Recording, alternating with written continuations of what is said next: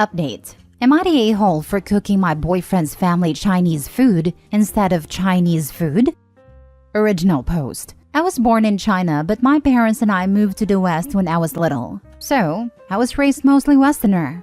But my parents still managed to teach me many Chinese traditions, including food, and I sometimes still cook what they cook. So, I've been with my boyfriend for about 3 years and he lives with me at my place. This Christmas, his family, mom, dad, sister, and nephew, came to visit him from his birth country of Spain for the first time in years. I was excited because I never had a chance to meet them in person. They arrived a few days before Christmas. He went to pick them up at the airport while I was working, so when I came home, they were already there. The meeting didn't go well as I would wish, because the little nephew, as soon as he saw me, started doing the eye-stretching thing. He was immediately reprimanded by his mom and grandparents, but the following days he made a lot of racist jokes in Spanish like, "What do you call someone who doesn't take a shower in Chinese? Shin shan poo." And he was barely reprimanded for that. Besides that, Christmas went great, and the next day we woke up very late. The nephew started saying that he wanted Chinese food for lunch, so my boyfriend's parents asked me if I could make it. I said sure, I was glad to do it. I cooked something my parents would do in a special occasion like these and served the table in a very traditional way, with chopsticks and everything. Then I called everybody to the table and instantly saw their disappointed faces. The nephew said, "What's this?" To which I said, "Chinese food." He grunted and said, "No, it's not," and started to throw a fit. His mom calmed him down, then boyfriend's parents told me, "This isn't what we were expecting." So I asked, "What did you expect?" And they replied, "You know, something like what they serve at restaurants." I tried to explain to them that this is something actual Chinese people eat, but wouldn't listen. They dressed up and went outside to eat at a restaurant.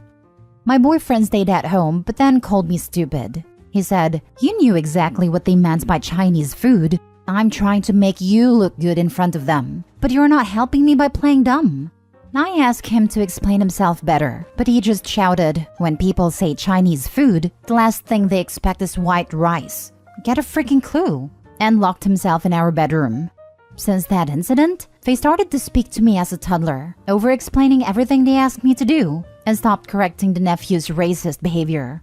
I tried to tell my boyfriend to tell them to stop, but he said, "This is your making. Now they think you're brainless." This continued till they left yesterday. My boyfriend and I now barely talk, and I wonder if it's really my fault and I should have known better. Now for the top comments before reading the update. Not a-hole. They're from Spain. If you ask them for food from their country, and then afterwards was like, "No, I want the type of stuff you'd get from Taco Bell," they'd lose their mind. Yes, I'm aware Taco Bell isn't Spanish food, but people do understand that racists lump everyone together, right? They would assume Opie's family's Mexican because they ignore every other Spanish-speaking country. They also interchange Spanish and Mexican. They're racist, and so is your boyfriend. And cut the cord and find someone who can appreciate your culture. Edited to add, he might not be the full-blown cartoon villain awful, but he does have some of it in him. His nephew is making awful behavior, and he didn't correct him. He belittled you for not making the right kind of Chinese food. Flipping out about serving white rice when it seems pretty standard to have white rice come with Chinese food takeout. It feels like he's gaslighting you by trying to make this your fault for their awful behavior. He might not have shown you that side before, but he did now. This, despite Opie's protests, her boyfriend is racist. Why she's okay with that is beyond me. She doesn't need to get a clue about Chinese food. She needs to invoke some self-esteem and get a spine, because this is BS. When your partner's family treats you like crap, either your partner ditches the family or you ditch the partner. When people say Chinese food, the last thing they expect is white rice. Where does this dingus thinks rice came from? This just raises questions about what Chinese restaurants serve in Spain. We were in Marbella, and for a change of pace, went out to dinner at a Chinese restaurant. Lots of Brits eating there. Noticed that the standard side wasn't rice, but French fries and chips. Never seen that at a Chinese restaurant in America. Not a-hole, but please dump this racist loser and his whole racist family. I'm sorry, but traditional Chinese or any Asian food is amazing, and they don't know what they're missing. Anyone who tries to pin their family's abuse of you on you is just as bad. This is really telling. I'm trying to make you look good to them. I'm sorry, but they came into your house, and it's expected for you to have to kiss their butts? No, dump the whole trash family. In addition to being racist, Opie's boyfriend had a gall to call her stupid and brainless for doing exactly what his family asked her to do. He clearly doesn't respect her as a person, and has proven that he'll side with his family no matter how poorly they speak to and treat her. Does your boyfriend help pay the rent and bills? Does he insult you a lot? Does he often criticize how you do things? Do you ever feel like you need to always cater to what he wants to have peace in the household? Who makes the decisions in your household? Do you both discuss things and decide on what to do? Or is he the only one making decisions that you are expected to just follow? Did you tell him you did not like the way you were treated by his family and the way he acted? If he still does not realize how wrong he and his relatives were, then that should show you what kind of person he is. I read this and had to go to the bathroom to cry a little. My answer to every single one of those questions might be upsetting for you. I never thought about it, and I'm just speechless right now. Now for the update. Hi, I'm alive. I'm sorry for disappearing for so long. A lot has happened in the last weeks, and sorry if I'm not very detailed. I'm very tired today. For those who already know my story, my boyfriend allowed his family to be racist to me. So after his family left, I tried to break up with him, but he wouldn't let me end the relationship. I tried talking to him, but he would say something along the lines of, "I'm not breaking up with you." I talked to my family about it. They were furious at him, and I had their support, especially my father. I'm so glad that they were by my side. I went to my place with my father to confront my boyfriend and break up once and for all. He didn't take it well, shouted that I can't break up with him, and he won't end a relationship. That's where my dad intervened, and they started fighting. Like fist fighting. My dad ended up being hurt, but he also landed some hits on my boyfriend. I was horrified, crying, screaming, and with no idea of what to do. My boyfriend then grabbed me, got my purse, and threw me out, and my dad followed me. He locked himself in, and we started hearing him breaking stuffs. My keys and phone were in the purse, so I couldn't go back in. So Dad called the police. They arrived like half an hour later. During that entire time, we did hear him breaking stuffs. When the cops finally arrived, tried to talk to him, but he wouldn't respond. So they broke the door, and after another fight, they arrested him.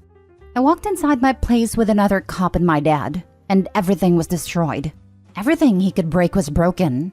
From glasses, to plates, to mirrors, to holes in the walls. Every TV, my computer, my phone, coffee maker, etc. Dad pressed charges immediately. I'm terrified, and I'm still terrified. We had a trial and he is in jail now, but I think he might be deported to Spain. I'm not sure. I'm still in therapy and still living with my parents. Some of my stuffs were repaid, but I'm still not ready to come back home. Sometimes I still wake up crying in the middle of the night. I don't know if I regret standing up for myself or if I will be able to trust people in the future. I might die alone without a husband or children, and that makes me sad. I had self-ending thoughts, but I find things that make me want to stay alive. I don't know when I will feel good for real, but progress has been made. Oh, and my ex-boyfriend's family are still trying to reach me to insult me and make me feel even worse for sending him to jail. I block them, but always find yet another phone number to call me from or a temporary email address. If you are reading this, thank you. I am so incredibly proud of you. You are a DV survivor. You and your father stood up to your disgusting abuser and finally got out of that awful relationship. This was so important for your health and safety. You did everything right. I'm so sorry you have had to endure so many terrible crimes. He never should have assaulted you, your father, or your personal items. He is a sorry excuse for a human being. Please be sure you hold nothing back when pressing charges and ensuring you get back as much as possible and that he goes to jail for as long as possible. Finally, please take care of yourself now. Do things you love. Reach out to friends. Pursue hobbies. Go to a spa. Take a vacation. Binge your favorite TV shows. You must live your life to the fullest and never let someone like him in your life again. Be proud of yourself. You are so strong. That escalated rather quickly. From we just wanted chicken fried rice to fist fights property damage and jail time? Yikes. Makes you wonder what wasn't said in the post, or what ex-boyfriend might have left waiting in the wings if OP tried this alone. Looking at what was said in the last post, I dread hearing what else this family did to OP. I mean, she cooked an authentic, and I'm certain, delicious Chinese dish that was close to her heart. And it was declared she was a brainless moron for not cooking westernized food. Yeah, the "I want to break up," and then the boyfriend's response of "No, I won't let you." The racism was a giant waving flag. That elevated it to a 250 decibel EAS warning.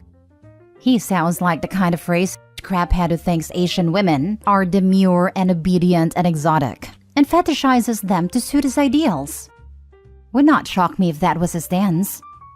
I am Chinese, and I've had to explain to people that what is commercially served in Chinese restaurants isn't always a good representation of what Chinese people actually eat at home. For example, lemon chicken isn't a traditional Chinese dish, and neither is General Tso's chicken. The boyfriend and his family is rotten, and I'm glad the OP got rid of him. Totally. An Indian friend of mine is the same about things like butter chicken. I'd love to try traditional Chinese food. OP would have made that from scratch and was probably quite time-consuming. That family's trash. Last story.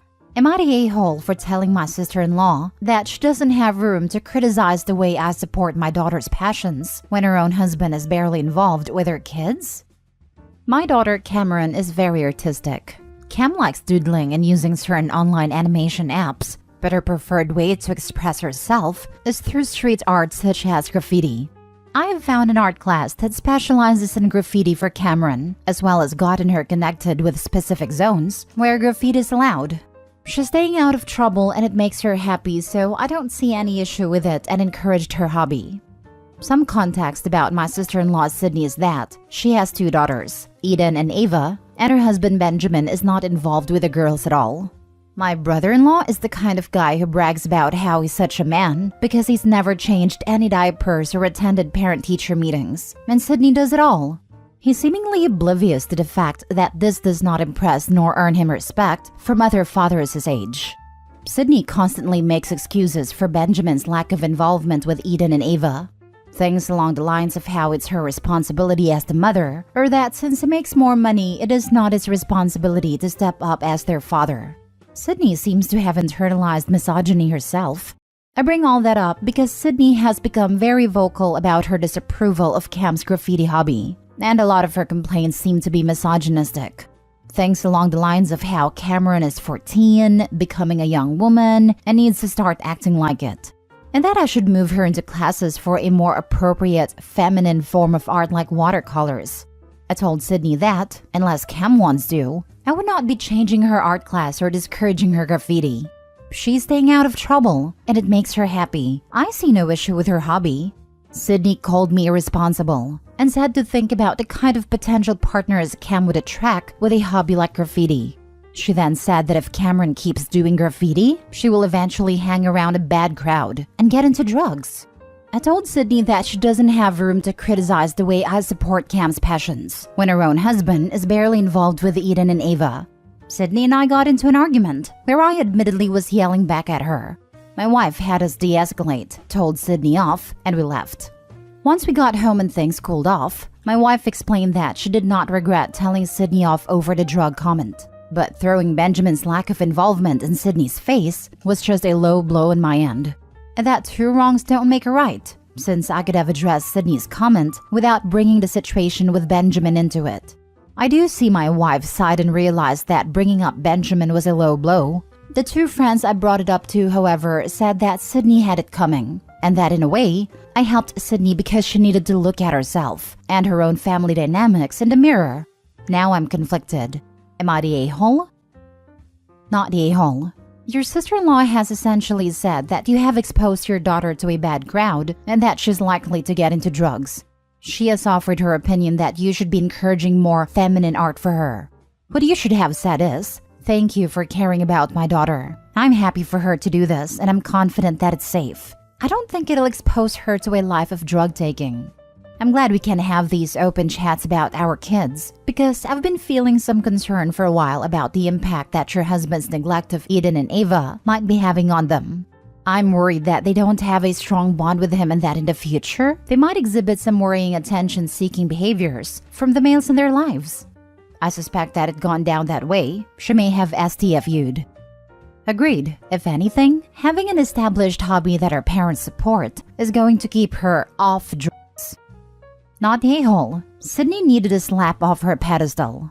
It's always entertaining when people don't look at their own life and try to control others. Her husband is an a-hole, and she's a bigger a-hole for allowing him to treat her and her kids that way. I'm surprised this doesn't get brought up more often, honestly. If that dude ever brags about that crap, I would hope other people tell him what a piece he is. Also, you remind her that many girls with daddy issues seek the wrong kind of attention. She needs to worry about the effects her husband will have on her daughters. Not the a-hole. I'm sorry, but I'm surprised by the all you're the a-holes in here.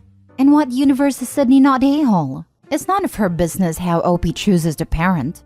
OP is being supportive of their daughter's interest in the best way. Sydney and her internalized misogyny, something that's actually harmful to her daughters, can get out of OP's business. She has no right or place criticizing OP. I'm sorry, but if she didn't want OP criticizing her, she shouldn't have done it to OP. She simply got a taste of her own medicine. It was fair game. Again, play stupid games, win stupid prizes. Agree 100%. Sydney didn't just express her stupid opinion, but kept escalating when OP declined to take her advice. It sounds like she's one of those pushy jerks who will not shut up when you ignore their advice. OP gave her a taste of her own medicine, and she didn't like it. Too bad. OP is not the a-hole.